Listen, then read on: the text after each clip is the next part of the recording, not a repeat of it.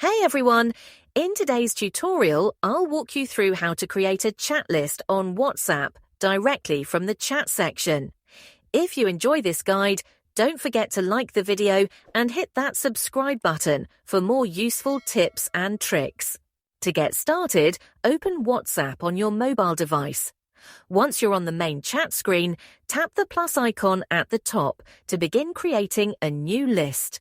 Now, give your list a name based on its purpose, whether it's for family, friends, co-workers, or anything else that suits your needs. Once you've named it, proceed by selecting Add People or Groups to start building your list. Choose the contacts or groups you want to include. When you've finished making your selections, simply tap the checkmark icon to confirm.